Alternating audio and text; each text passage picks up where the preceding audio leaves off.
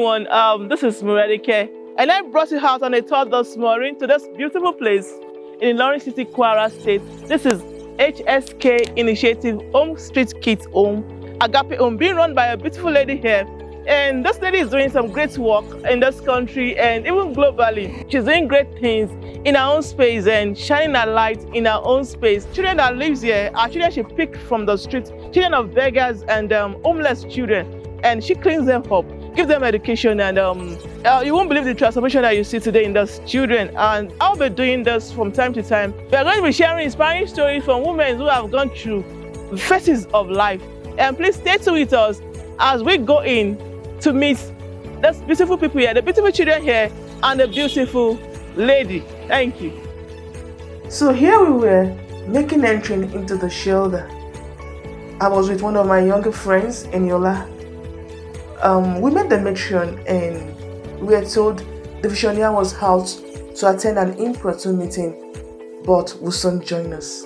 Hence, we decided to fill up the time by familiarizing ourselves with the children, and trust me, we had a swell time. So you not ask me of my name. Very good. My name is Moradike. Pronounce it. You people pronounce it well. Mora, yes, Moradike, that's my name. Do you know the meaning? Do you want to know the meaning? Moradike. Like, I have seen, oh yeah, now listen now, are we making noise? Like, I have seen crown to take care of. You know what a crown is? Crown. Ade? Ade means crown. So, Moradike. Ke means when you are taking care of something. You know, Africans, we like to give names that have meaning. You know that? All our names used to have meanings. You understand? So my name is Moradike. Like Auntie Eyiyemi. What's the meaning of Eyiyemi? Eyiyemi? Do you know? Have you ever asked her? I know how to the meaning of her name. Auntie Eyiyemi, come and tell us the meaning of your name. You should ask them. Yes. Eyiyemi. So, this Auntie Eyiyemi. Yeah, quiet, let's have quiet. Okay, my name means this suits me. Like when something fits you, if you wear a gown and it's looking pretty on you. Do you understand? Okay. So, this suits me. Yeah. Eyiyemi. Eyiyemi. Wow, clap for her, please. We have Auntie Eniola here too. Yeah, come and tell us the meaning of your name. Her name is Eniola. So my name is very simple and you can translate it easily. Who will help us out? Eniola. Oh yeah, someone should try. Oh yeah. Eniola, the person that has the glory of God. She tried, but that is yes, very good. Of wealth, the person that has wealth, Eniola. All of you tried. Clap for her. Clap for her. Okay, so everybody has their names has meaning. As you have, all your names have meaning. But I don't want to tell you a long one. Let me look for a short. I used to write stories. I even brought storybooks for you. So, what's it called? As you're growing up, if you see any gift in you, are you with me? Yes, ma'am. Don't kill it all. I know that Mafumi is doing a lot. Auntie, please, where's that guitarist? Where's that bros with guitar? The bros. Please call him. In his hand, just hold on. That bros, is he around to train you in music? Yes. Yes. Hello, are you with me? Don't make noise, Abraham. Is he around to train you in music? Yes. People should pay attention. No? Even as you're in school studying, don't neglect whatever gift you see inside you. Me, I can write very well. I used to write stories. Are you here with me? Yes, ma'am. To our daughter. And in our days, they used to go and fetch water from the river. Do you know what a river is? Yes, you know. They did not have all this kind of water that we have. You people have a tank here, isn't that so? They did not have They did not have all these kind of facilities that we have. Are you with me? Yes. Now, so Adota used to go and fetch water from the river. She would go early in the morning. She would go from the house they were living in the village, and she would trek down. So one particular day, the girl forgot to fetch water. Understand? And the mother was angry. The mother was angry. No, I told you that the mother is very harsh. So she was angry. She was now shouting, as in, you this foolish girl, you this lazy girl. Why didn't you fetch water? You must fetch the water before I wake up. I must see water before I wake up tomorrow morning.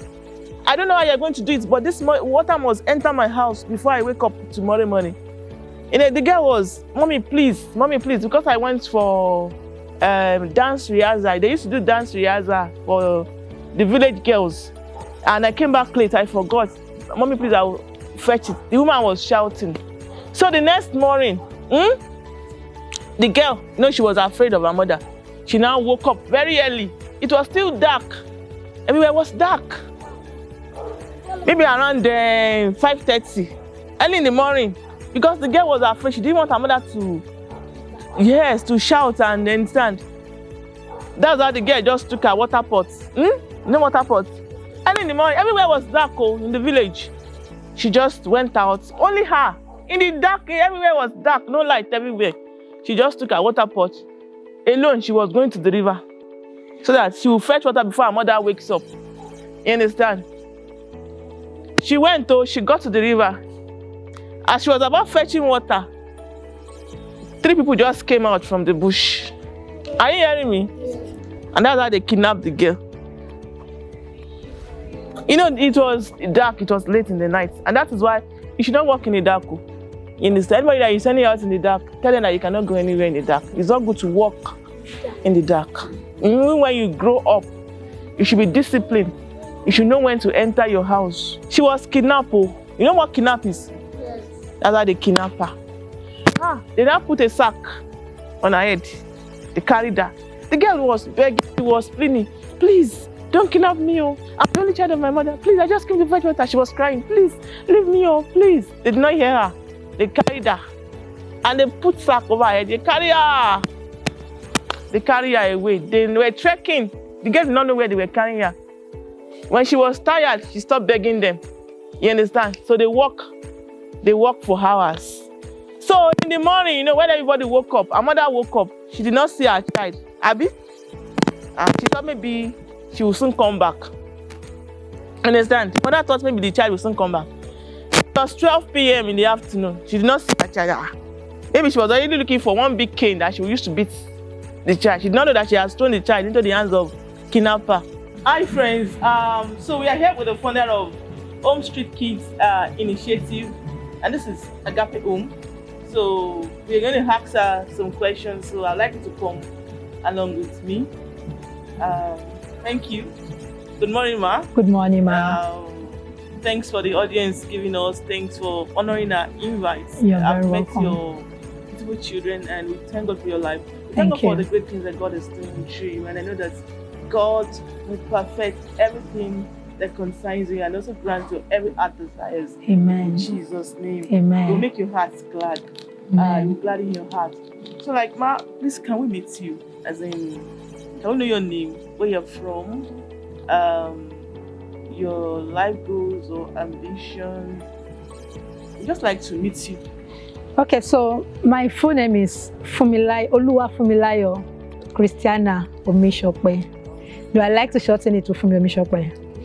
I'm also called Mafumi. That's the official title. I'm number 5 of the family of 6. I'm a native of Ile-Ife in Osun State, born and brought up in Ondo Town, in Ondo State. I have my primary and secondary education in Ondo Town, and my university education in University of Ibadan. Wow. So, by the grace of God, end of this month, I'll be resuming for my master's. Wow. After 16 years of leaving the university, Covenant University, Ota, by God's grace. I am a lady that is found early by God.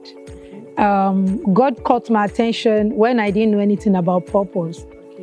I was a teenager when I had a revelation, and he told me he's going to use me to take care of children that nobody cares about. And I kept on reading because he didn't give me a go-ahead, though I was in secondary school too. And until my year 1 in the university, that he told me it is time to start. So if there's one thing about my life, is following God's direction. I can't tell you this is where I'm going to be in the next 10, 5, 10, 15, 20 years. I can look at what is going on now and project the future, but then the blueprint is in his hand. So I just say yes to whatsoever he asks me to do. So basically, that is my life. You talked about direction as in encounters, hearing from God, because I meet people that they are confused. They want to run with purpose, but they're like, I don't know what I'm called to do. How do I hear God? So, is it possible to hear God? Definitely. I hear God. He speaks to us. You know, the main thing is, your father speaks to you. It's weird when you tell them that God told you to do this. It's weird. They're like, how do you know? God, as in, you're so convinced, as in, God told you. Yeah. They'll be like, how did you know God is speaking? Yeah. Because everybody, they're honest, they try this today, they try that tomorrow, they try that, and they end up in confusion, and this vision thing is not working. So, how do you encourage such a person? So, when it comes to purpose, it's a two-way thing. Most of the time, we leave everything we are doing in pursuit of our purpose. But we need to understand that purpose is a journey, it's not a destination. It's all about the tool in your hand. Every one of us is created with some gift and talent and potentials. So it's all about using it to the glory of God. He will use you in diverse ways. The fact that you're doing this today doesn't mean you can't do that tomorrow if he is sending you to do it. But the main thing is always be ready for his use. You know, Romans chapter 8 verse 16, he said, I'm waiting on him like a child saying, what is next, Papa? You understand? So it's not about, okay, now the next assignment over my life is in Burundi. And that assignment is not positioning me as Mafumi in East Africa. It's not positioning me as the Mafumi they know in Nigeria. It's positioning me as a consultant. Wow. So I can say the first time I went to Burundi, I started gathering street children, and he brought me back home. And after some period, he gave me clarity of the assignment he wanted me to do there, and I saw reason. Because most of the time, just like the saying that to a carpenter, everything looks like a nail because the only tool he has is an hammer. Yeah. You understand? So we have so many equipment in us. We have so many tools, so many things we love to do. That's why some people, they get confused. They say, I can sing, I can dance, I can cook. Which one is my purpose? Everything that he has embedded inside of you is an ingredient to what he's sending you to. I also think that the problem some people have is courage. Because like myself, the way God speaks to me, I just know that I have to do this thing. But sometimes the fear may be there as in, how do I step out? Like, I also run an NGO. Okay. And when I started the NGO, it just came as a burden. Just had that burden that would not go away. That was in 13 years ago. That burden to just go to schools and speaking to those young boys about living right. The burden just kept grazing my heart. It was there. And I just knew God was speaking to me. Yeah. But now, what I needed at that time was courage. So I think for some people, they've already heard God in a particular direction, but maybe like that courageous heart to move. What is missing. Because I know that God, you just have a knowing that this is what I'm supposed to do. You see, most of the time, it's environment that also cripples us. When Angel Gabriel came to Mary, he told Mary, you're going to have a child, and all of that. And it was so far to Mary. And he told Mary, okay, calm down. Let me bring it home to you. Elizabeth, your cousin, is pregnant of the same Holy Spirit. Go and stay with him. Learn from her. You understand? Like for me, 2023, thereabout, there was so much money in the organization. I'd not paid my staff. And I traveled to Ibadan for the vacation. My younger sister was around, so we traveled to Ibadan. And a day to Christmas, I was having some uneasiness within me because tomorrow is Christmas and I'd not paid my staff. I checked Instagram. I saw my friends that have free school too. They didn't just pay their staff. They are giving bonus to their staff. So I felt like, no, God, this can't be it, And a day to Christmas, I told my people I'm going back to Ilorin. They were like, what happened? We are enjoying here. I said, no, I don't feel like having a vacation yet. I came back to Ilorin that very day. There's an NGO in Lagos I've been following. I got the contact of the owner, but then I don't like knocking a door I'm not ready to enter. I sent a message to him. I said, this is why I am, sent our handles. I said, I love your results. He takes care of street children too. I said, I would like to learn from you. He said, okay, let me call you back a day after Christmas. He called me back and he told me, after listening to my story for like 36 minutes, he said, for me, you can come over to our organization. I'm giving you 2 offers. He said that you come, ask questions. We will be open to you. Or you come, you roll your sleeves and volunteer with us. And this was me that I'd never worked for anybody since I left school. But I closed my office here in Ilorin and I went to Lagos. I had a meeting with my children and I told them, I'm going to Lagos, and Lagos people, they know how to bring you to size. That I don't know what I'm going to experience there, but I don't want to go, and they will now tell me you stop coming to school because my phone is not around. And the funny thing, I resumed there with them on Saturday, 11th of February. And that was the day they opened their boys' shelter. They call it Adulam, because before they were using a whole building to take care of, shelter for both boys and girls. But their children were becoming teenagers. So they had to get a new building. So the new building was for the boys. It was the first day of the boys there, the first day of the caregiver. And they put me up at their visitors room. So it was my first day. So I was part of those people that built the culture for the home. And that gave me the vision of possibility, because I saw that the shelter is their secret. Then the founder will come on Saturday and say, Sister Fumi, so what do you think about you having a shelter? I was like, me that cannot pay school and salary, shelter. Then he started talking to me about it. Then I started seeing it. I left them March 11. We launched this one October 14th, the very year. Next month, Agape will be 2 years. And I'm telling you, is the change, like the game changer for everything. I'll be 11 years. The second day Agape will be. I'm taking something for what, like, for somebody that has a vision. Yes. And is afraid, you should be careful of who you talk to. Who you talk to, then, yeah. Like, when I had that burden, I remember I talked to 2 people. Because I was just a young lady coming out of university, and I was, it was a burden I knew it was God. And I was like, is this possible? Just like you were thinking, was it possible? Go to schools, not complete first one, tell them you want to talk to their students. I talked to one of my brothers, but I want to do something like this. You think I can do it? I asked him, do you think I can do it? I think he said, go and see that you can't do it. He just said, I will have sat and that will be the end of that. End of it. He said, why not? Of course you can. Of course you can. Okay. He now gave me some clues on you do. And he said, of course you can. I went to my pastor and I also talked to me. I said, this is what is in my heart. Sir, do you think I can do it? These are the 2 people I talked to about the why not? You can do it. And that was just the catalyst I needed. So like if I had talked to the wrong people, they would have discouraged you. Like for people having visions now, some of you have talked to the wrong people. And that is why your visions have been stagnated.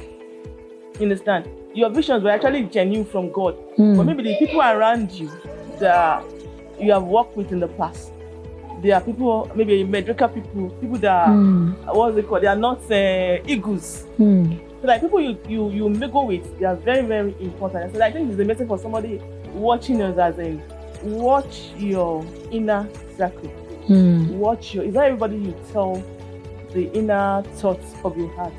You can have friends, but the people in your inner circle should be people that can push you. Yeah. So I picked that from just what you just narrated now, as in you met the right person. Wow. Thank you. So okay, I think you've answered the question. And the second question I wanted to ask, that is, what inspired the Street Kit? Okay, that's not how it all started anyways. Okay. So when I got to university, I started with Remand Home when God told me to start. Okay. That was on the 9th of September 2005. I started with Remand Home. Then that was, so I started October, December. So around December, I was like, okay, we saw the happenings at the Remand Home. We're like, let me go volunteer in an orphanage home and see if this is how they operate in Nigerian social homes. And I was about going to drop my invitation to, to volunteer with them at the orphanage in Akure when I had an encounter. That was 9th January / 10th January 2006. And God showed to me that there's some set of children that still beg on the 1st of January, that those are the ones He want me to take care of. And I started with Remand Home beside Ibadan. So I was like, it was a whole dream. I don't want to start narrating. And I woke up from the dream, self-explanatory. I didn't need interpretation. Wow. But because in the dream they told me there are people in the orphanage that was going to volunteer, but these children, nobody cares about them. But then the best I could do was to still go and work in the Grace Orphanage, because most of the time, God will use our mistake to take us to our destiny. So far, our heart is clean. So I was like, if I don't go volunteer with the orphanage, I would rather stay at home. So I went, and through that, I was able to go for 25th anniversary of Winners Chapel. Okay. Then I met Pastor Kaude Momolosho of blessed memory, who invited me to Koma Hills in Adamawa State. So when seeing Koma, I saw Alumanjeri for the very first time in Bauchi.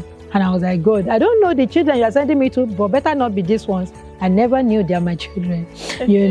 Coming back to Ibadan, they said, I resumed back for 200 level. And they were like, only 100 and final year should come to the Hall of Residence. Others should go off campus. But I just became a pastor of my fellowship. So I was like, no, I don't want to go off campus. But then there was a time when my name didn't come out in the hall, I wanted to go and pay my school fees and start faculty registration.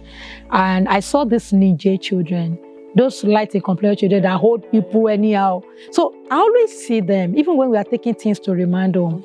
But to me, they were below less privileged. You'll be like, I better get away, we are going to less privilege. They were not just there.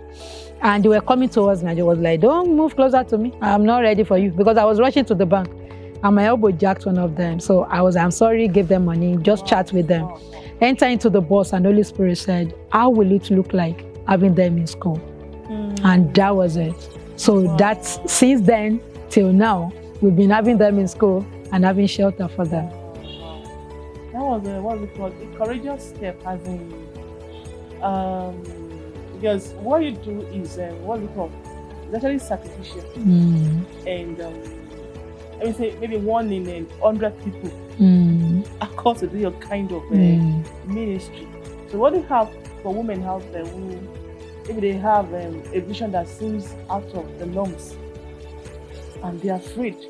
I'm a woman, and this looks like a main job or something. What do you have to say to them, as in that aspect of being courageous? How do you become courageous?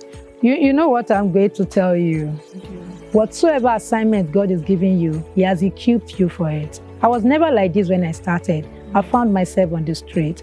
I remember the story of Samson. The Bible recorded that when Samson was growing and lion jumped in front of him. The lion jumped. It was after then that the Spirit of God came upon him and He devoured the lion. So until you are face to face with challenges and you see how God come through to you, then you will be meeting yourself on the journey. Like now, if I look at how I started, and this me is it's different person entirely. I grew on the street and I'm still growing. So don't think this is the person you are now is the person that is going to do the assignment. All God needs is just you to say, yes, sir.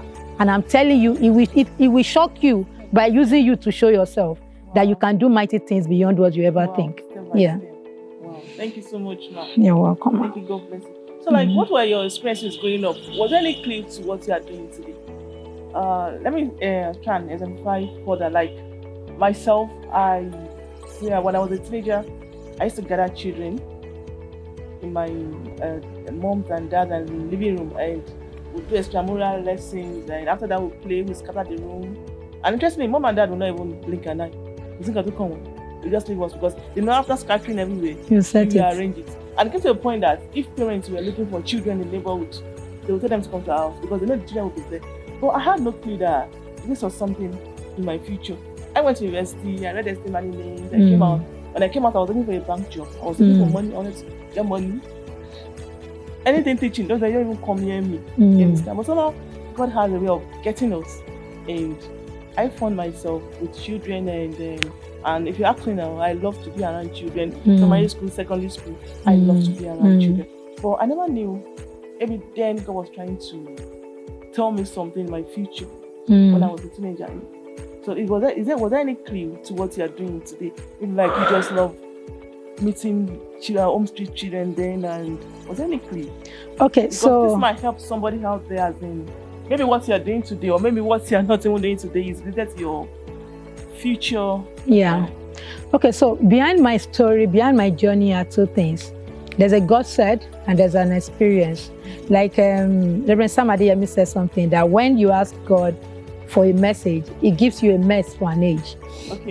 Growing up, when I was under 10, my younger sister, I said I'm 5 of the family of 6. My younger sister fell. We just moved to our house. So it was a new site. So there was nobody like that. So she was my only friend. And it's just 3 years between us. So she fell from upstairs. So she had POP, her hand was casted and people were coming to greet mommy. So I would just sit down there with her on the mat at the balcony. Then this fateful day, mom's friend came around to greet mommy, just to say, sorry, your daughter, da.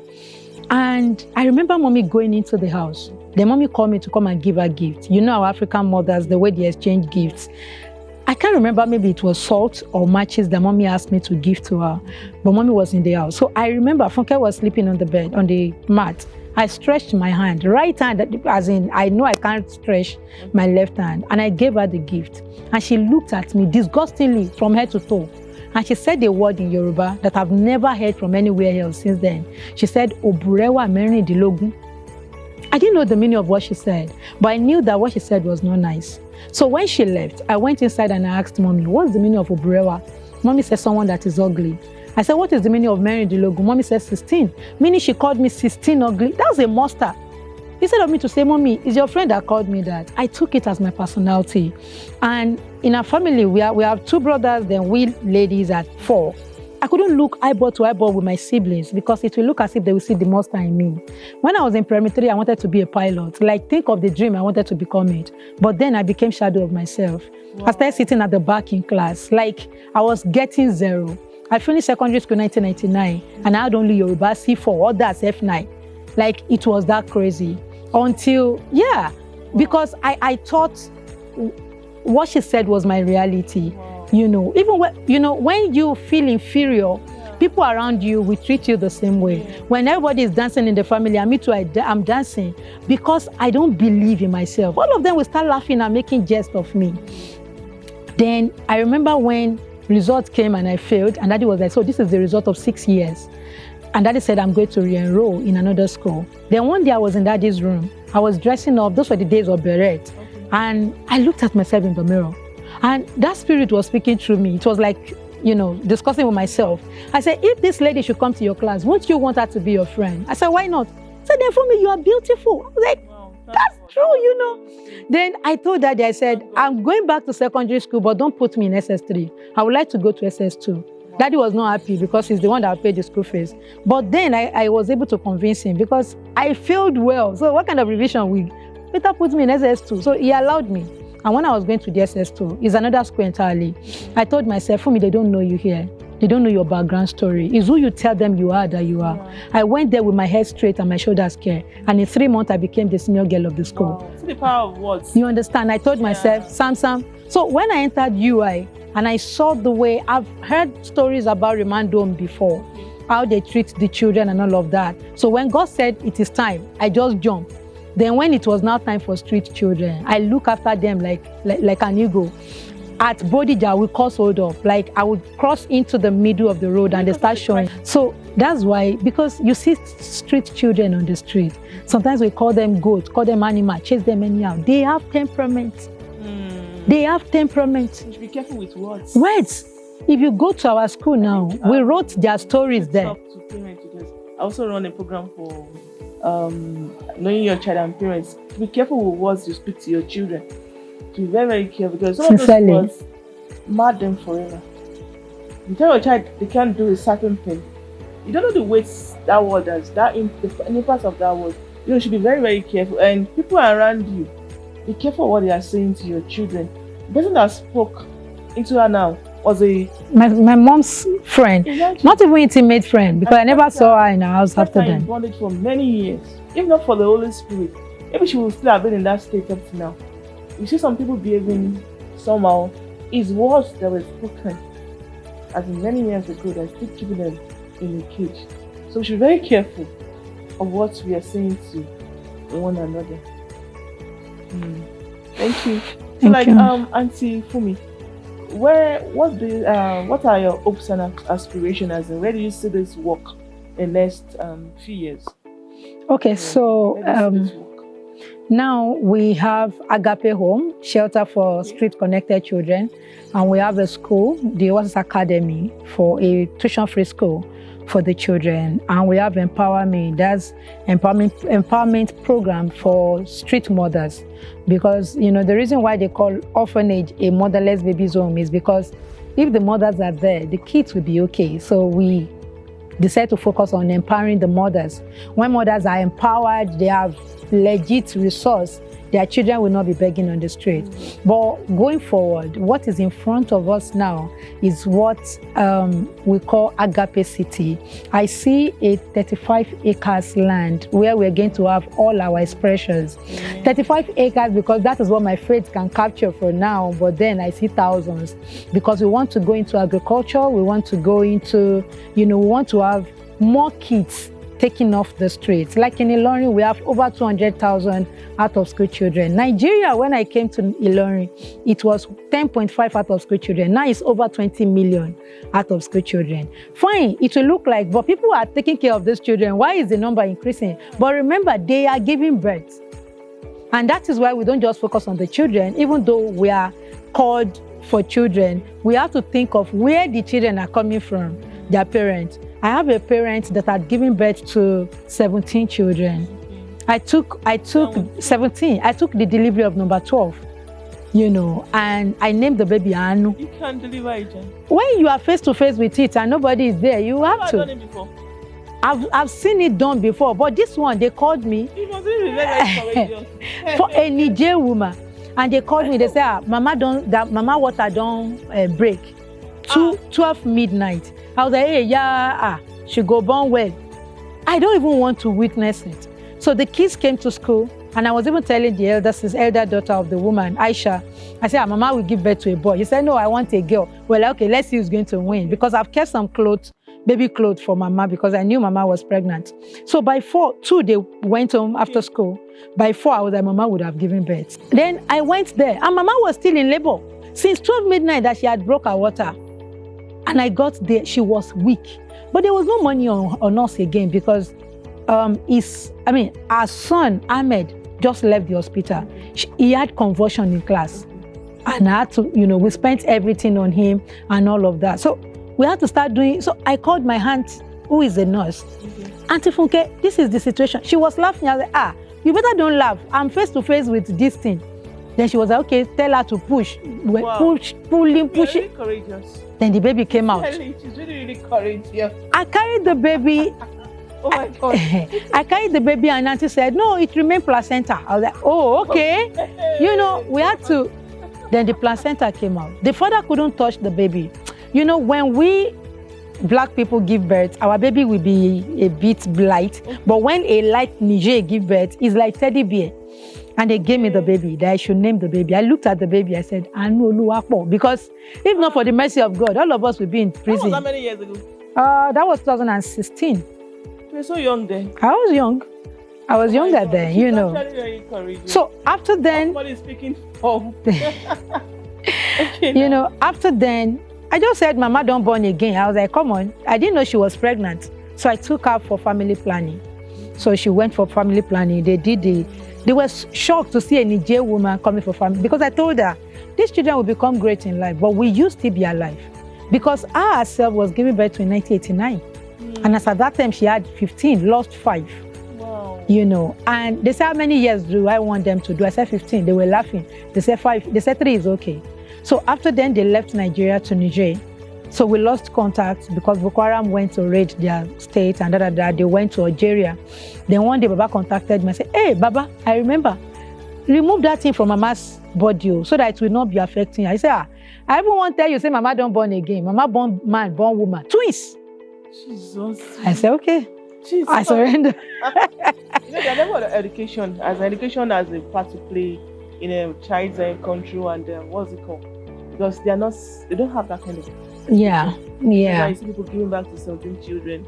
In this age, I don't think you need as much as. And for people that are on the street, is an asset. Just like our fathers in those days, that the number of their children determines the number of laborers on their farmland. So around here, you see them giving birth to so many. So when they have 3 at Stanket Silver Garage, 3 at Geria Limit, they will be faithful to their parents. You understand? So in the evening, they bring the returns and they share. So the father is rich because he has plenty children. So that's the thing. That's the thing. So we try to, get them off the street, then regulate the birth control so that things will be better for them. Thank you for the work you're doing, because now the children are getting educated. They don't have to follow in the footsteps. Sure. And I believe with time it will reduce. Sure. Is reduced in the Shire. Thank you very much. Thank you, So I ma'am. want to ask you, how do you get funds to run this place? Because I know money is needed in whatever vision, and some people are even afraid to step out of their vision because of money. They know that this is what God is telling them to do now. They're afraid, if I start, how do I continue to run it? It's not a 1 year vision, it's not 2 years. How do I continue? So how do you get money to run this? And was there any time that you felt like giving up, or you were like, God, if you don't show up, this place is gone? Are there been times like that? I will start from the second one, never a time like that. It's either this or this. I don't have another life. I was in Ilorin when I lost my mom. So she died in an accident. Sorry, Mom. Thank you. February 1st, 2015. So I was in the mortuary for 2.5 hours with my siblings, praising God that mommy will wake up. She didn't wake up, but we were comforted. And I got it that if this is the end of it, then I want to live my life to the maximum. You understand? So I'm not playing a game of, if you do this, I'll do this with God. And besides, see, God called 2 people. He called some to be on the field. He called some to work and be financier for those that are on the field. And that is why David said that for those that go to war and those that stay with the stuff, they have equal share. I have some partners that have not been to Kwara State, have not even been to Nigeria, and God is using them to fund what we are doing. So I remember when God told me it's time to get the property, and the third day I got this building, they took me around and all of that, and I looked at everything. I was doing video to my people, but then I felt, I can see us in this building. We came back, we came down to this place, and I said, how much is it? And they told me the millions. Guess how much we had in the account? 5,000 naira. Yeah, my younger sister was like, if they knew their amount, they're supposed to beat you out of this company. But there was another person that was ready to pay 10 years upfront for this place. He wanted to use it for hotel. But the grandma that owns this place is in Abuja. She said she can't allow them to use it for hotel. That her spirit won't undo what they will be doing there. And she asked for my CV, she asked for our handles, our website, as if I'm looking for a job. And after a few minutes, she called and said, God said she should give it to me. And they waited for a month and 10 days before we paid. And I remember when the son came around from Abuja and was helping with finishing and all of that in the building, he called me and said, Fumi, it took you some time before you could balance up the building. Are you sure you won't have problem paying, going forward? I said, no, we've been stretched to this. My faith is jacked up that this is our level now. Now we got that place, we paid 2.5 years for that place. And after 17 months here, I got a place at Monday 3 because I needed quietness. And over there, when we don't have light is when we have 20 hours in a day. And God paid for everything. So I was like, okay, so if I had stayed in my little corner and I'm thinking of money, I never knew this money was available. And somebody called me and said, is that HSK? I said, yes. I just want to know if it is real. I said, yeah, we are real. Then he said, can I have your picture of da-da-da-da-da? I was busy. I said, okay, I'm sorry, I'm busy now, but this is our Instagram handle. Any question you want to ask, you see it there. The next thing I saw that she's following us. The next thing I said, can I have your account details? So I hold on a little because I said I'm busy. Then I sent the account details. I was speaking with my sister on phone when I heard alert. And I checked 500,000 naira. I was like, okay. He said, anonymous. You understand? So that's how God does these things. I'm telling you. That, like my baby, one of my children that got this award, Indomie Award, 2 million naira stock. Wow. And aside for that, they will be supplying us Indomie all through the year. So what are we now? So God has a way of meeting the need. But if I sit down with the vision, just writing it on paper, I will not see the resources. And you know one thing, I always tell the children, I have their picture of before and after, and I have my own picture of before and after too.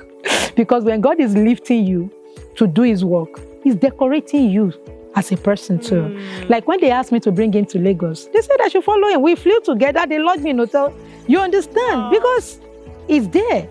So the package he has attached to the vision is bigger than what you can work for as an individual. Tell us more about the award he won, as in, what did he do to win? Okay. As in, though it's not in the media yet until 11th of October, but they have 3 categories for unsung heroes. They have social bravery, they have physical bravery, they have intellectual bravery. So being that he was born on the streets, the mom was already begging before he was giving birth to. So himself, his siblings, all of them were on the streets. So begging was like family business for them. So I got to know him in 2018 when he was about to turn 7. Exceptional kids among them all. And when we left their community, he kept on resuming at our office, even when we enrolled them in regular school, because he couldn't cope with the regular school. He kept on, like 8 o'clock, we meet him at the entrance. And by 4 o'clock, when we close, is when we put him on bike to go back home. So when we started the school, it was coming and all of that, but then not always, because the mom will be asking for return. Just like I said, they must come home with something. And you know, these children, because of the pressure on them, they don't just beg, they steal sometimes. You understand? And when we started this shelter, you need to see his picture when the first day he got here, and everything just started refining, and I saw him growing into amazing, you understand? He just clocked 14. So now he didn't just do that alone. He joined our team in talking to other street children to leave the street. You understand? His siblings are here, his friends are here, and whenever he goes home, he speaks to them. Many of them. You understand? Wow. So he speaks to them. Some are now stable in school. They live in their house, but they are stable. You can beg in the evening, you can do gongo in the evening, but make sure you go to school. Wow. So he's now a beacon of hope among his people in the community. So the award is that he didn't just leave the street, he's encouraging others to live. And anytime we bring people here, he's always looking out to giving them soft landing here, talking to them, this is how we do things. Like, I call him an administrator. When we just started, when we brought them in, when visitors are around me, you will see him there. Okay, I saw him. He was carrying one of the boys that was making noise.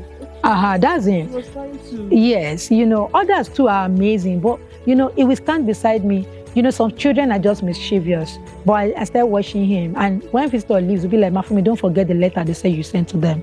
And Mafumi, this, I was like, okay, this guy is an administrator. So I realized that his mind, you understand. So that's why when they ask me, do you have an exception? I say, okay, I have this one.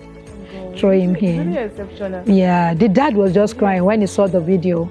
Wow. The dad was just crying. Like, the dad had never touched the aeroplane before, not talk of enter. And my boy had flew twice. Amen. Amen. Amen. And I believe you also appreciate to meet this lady here. She's doing a great work. Thank you. As in picking those children from the streets and making our streets safer. I also have this question for you. In your book, I read your book, The Appointment. The Appointment, yes. Maybe we'll just put that on the screen. Okay. And now people can get it. Okay. You in a certain chapter, you spoke about being at Kuma Hills. Kuma Hills, yes. And you met the late pastor. Kayode Monosha. And what was the experience? And weren't you afraid? Because then I knew you were much younger. Yeah. You traveled all the way from Ibadan. Yeah. To Adamawa. Yeah. And then you met people. Yeah. Can you tell us the experiences? Okay, so. Sorry, and because I know you went there for like training or what, all the likes. Can you tell us the impact of mentorship? Okay. Whatever you want to do. Okay. Yeah. So I went to Kuma Hills twice. Okay. When I met Pastor Kayode Momolosho, he said, Fumi, you've been reading about vision. It's time for you to see vision. Come over to Kuma. I'd not been to Lokoja, not Dock of the North at the time. And I'd seen the documentary. That was why I approached him. I saw they were not wearing clothes. Fine, some of them were wearing it. So I was like, I don't want to. So you travel by yourself from Ibadan? By myself, yeah. No, I actually traveled from Akure because I was volunteering in Grace Orphanage then in Akure. I'd never been to, but I just knew God was with me. And because, okay, let me just put it here. The dream I said I had that God said there's some set of children. I saw a motor park with 5 station wagons, and the driver was there calling people into the station wagons, and nobody was there. Then he removed his top and he was waving it to show how eager he was. And you know, I was just passing. So it was me and him. So I was like, who is he calling? Why is he this passionate? There's nobody here. So I went back to meet him. I said, why are you this passionate? There's nobody. He said, at the destination where I'm taking people to, they are in dear need of people there. But nobody wants to go. I said, that's people for you. Everybody wants to go home for the holidays because it was 3 months holiday between 100 and 200 level. I said, but look at me, I want to go and work in Grace Orphanage. He said, Grace Orphanage? I said, yes. He said, there are people there, but there's nobody here. I said, that's people for you. They don't want to go and enjoy at home. But look at me, I'm going to Grace Orphanage. He said, Grace Orphanage? I said, yeah. He said that the 3rd time he was saying the same thing. He dawned on me that maybe I'm even the one he was here waiting for. Then I kept quiet. I looked sideways. I saw some children that they were using for child labor. Then I woke up. So when I met Pastor Kayode Momolosho and he told me to come over to Kuma, one thing that made me to decide to go was that if I could go to Kuma, I should be able to go to that destination the driver was taking me to. So I told God I'll go. And I know the trick of the devil. Anytime I want to do something exceptional, I'll be feeling feverish. It will look like, maybe I should not go. But the moment I get to that place, the fever will leave. So, and devil, just like 419, you know, is their daddy. They don't have too many scope. It's the same thing. So now, God, I don't think he uses it for me again, because when I'm feeling funny, I'll be like, okay, it's time to go beyond that, you know. Yeah. So I got to Kuma. Pastor Kayode was not there, but I met 7 missionaries, and all of them were like program computer. If I had not met Pastor Kayode, I would think one of them is Pastor Kayode. So I had a relationship with all of them, and I asked them, what brought you here? Is it that there's no job? Maybe you schooled in the north. And I realized none of them schooled in the north. Their vision was in Kuma. Pastor Kayode was just the forerunner. I was like, what? You know. So that was where they gave me the name Mafumi, because that was the title they were using. Then in my 200 going to 3, I was supposed to go to Greece with my team for a program. But Pastor K said, come over to Kuma. So I went again. Daddy gave me money to buy phone. Then I used the money to go to Kuma. And I saw Pastor Kayode. And he gave me a book, The Dream Giver, to read. And in that book, I saw the junction I was in my vision, you know. And that was when he gave me a book and he said, go and write me your obituary. Because meeting him is a tough, Pastor Kayode is a tough man, you know. Then he started drilling me every morning, every evening. He'd take me on a walk and we started talking and all of that. And I came back with that craziness. Like, he's part of the people that gave me that. Always important. Getting the right mentor. Sure. Yeah, because there's nothing God has called you to do that someone somewhere is not doing it. There's nothing new under heaven. Just that your home will be special, because I've been to different homes, but what I'm running is a bit from here. I see some here, I'll be like, I like this, I like this, I don't like that. Uniquely made. You understand? People had gone ahead of you. You can't just start, you know, going through the mistakes they had gone through. Why can't you learn from them and know what to do? You understand? So it's reasonable. It's short. We are not here to live forever. Nobody's going to be 200 years old. You understand? And even by the time you're 60, 70, 80, you are resting already. You can't do some things. They will tell you, grandma, it's okay. You understand? This is our prime. This is when you need to learn. So why should you use 7 years doing what? It's because I've gone to that home. That's why my 2 years what I achieved within 2 years, I'm certain they might not even achieve it. But I've learned from them. They were 10 years when I got there. And I just brought the template and just pointed. Popularly being said, rest on the wings of eagles. People that have seen. Sincerely. Yeah. When I wanted to start this, the man asked me, Uncle Bimbo, he said, so Sister Fumi, how many children are you starting with? I said, just 12. I said, too much. Start with few, maybe 5 or 6. I was like, plenty children are in our school. He said, no, it's not because of what they are going to eat, but you need to build culture for the home. Then when you are done building the culture, then bring more children. Now my children are 23. You understand? But those 4, they were with me for close to 1 year. So it was when I realized that they've gotten it. We can bring others. They are the one now telling them, no, we don't do this. We don't. So I can rest. Not that I will be telling 24, we don't. They are the one that will transform me. You understand? Exactly. And you need to read that book. There's not how you read that book and something in you will not shift. I read the book and something shifted in me. Thank you. There's no how you read that book and something will not shift. So please, it was scrolled on the timeline. You need the contacts. What's it called? The appointments. Yes. Yes. So lastly, I wanted to talk to young girls out there, women out there, who feels that mission is not for them, or because they are not men, they can't do much. You know, they say we are weaker verses. But I realized that the Bible didn't say we are weak. It said we are weaker. It didn't say we are weak. Weak means you cannot do anything. It just said you are weaker.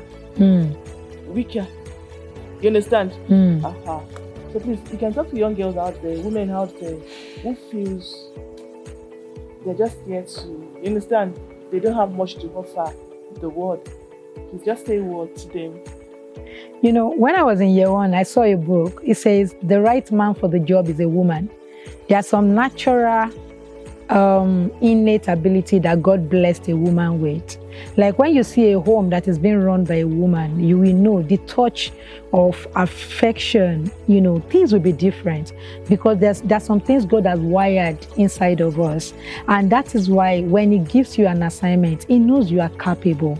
There's this saying that it doesn't qualify it doesn't call the qualified, it qualifies the cause. So the way you are, because He said, I chose the foolish things of the world to confront the wise, the weakest thing. You are saying you're weaker. Now, the weakest thing to confront the strong, because He wants all the glory to come to Him.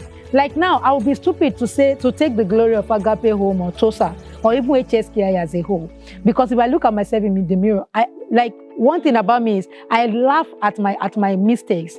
Like I enjoy it because I see God coming through at different angles. You understand? Even my siblings, they be like, you.